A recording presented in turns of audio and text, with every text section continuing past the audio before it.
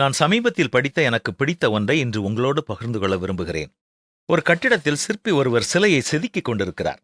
அந்த வழியே போன ஒருவர் செதுக்குவதை பார்த்து ரசித்துக் கொண்டிருந்தார்.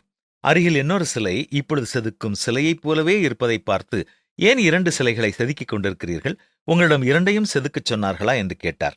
அந்த சிற்பி, இல்லை இல்லை, ஒரு சிலைதான் செதுக்கச் சொன்னார்கள். அந்த சிலையில் ஒரு சிறிய குறை இருக்கிறது, அதனால்தான் வேறு ஒரு சிலையை செதுக்கிக் கொண்டிருக்கிறேன் என்றார். அந்த நபரும் அந்த சிலையை அதிக நேரம் உற்று உற்று பார்த்து கொண்டே இருந்தார். ஆனால் அவரால் அந்த சிலையில் எந்த ஒரு குறையையும் கண்டுபிடிக்க முடியவில்லை. இதில் எந்த குறையும் இருப்பது மாதிரி எனக்கு தெரியவில்லையே என்று சிற்பியிடம் கேட்டார்.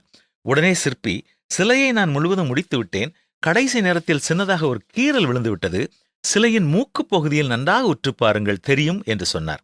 வந்தவரும் அந்த சிற்பி சொன்னது போல அந்த சிலையினுடைய மூக்கு பகுதியில் நன்றாக உற்று நோக்கியபோது ஒரு சிறிய கீறல் இருப்பது தெரிந்தது. அந்த நபரோ, இந்த சிலையை எங்கே வைக்கப் போகிறீர்கள் என்று கேட்டார். அதற்கு அந்த சிற்பி, இதோ இருக்கிறதே 20 அடி தூண், அதன் மேல் வைக்கப் போகிறோம் என்று சொன்னார். அவ்வளவு உயரமாக இருக்கும்போது இந்த மூக்கின் மேல் இருக்கும் சிறிய கீறல் யாருக்கு தெரிய போகிறது? அந்த சிலையையே வைத்திருக்கலாமே என்று வந்தவர் சொன்னார். உடனே சிற்பி, இந்த கீறல் இருப்பதை நான் சொன்னால் மட்டுமே மற்றவர்களால் கண்டுபிடிக்க முடியும். அது மட்டுமல்ல, அந்த 20 அடி தூண் மேல் வைக்கும்போது யாராலும் கண்டுபிடிக்கவே முடியாது. தொடர்ந்து சிற்பி, அவ்வளவு தூரத்தில் குறை இருப்பது மற்றவர்களுக்கு தெரியாமல் இருக்கலாம்.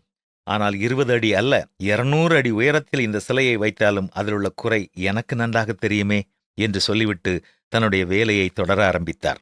வந்தவருக்கு என்ன சொல்வதென்றே தெரியவில்லை, வாயடைத்து போனார். இந்த உலகத்தில் பிறந்த ஒவ்வொரு மனிதனுக்கும் ஒவ்வொரு கடமை உண்டு. அவரவருக்கு என்னென்ன கடமை கொடுக்கப்பட்டிருக்கிறதோ அந்த கடமையை திறம்பட செய்ய வேண்டும். நீங்கள் எதை செய்தாலும் அதை மனிதர்களுக்கென்று செய்யாமல் கர்த்தருக்கென்று செய்யுங்கள் என்பதுதான் வேதமும் நமக்கு கற்றுத்தரும் பாடம். செய்வோமா?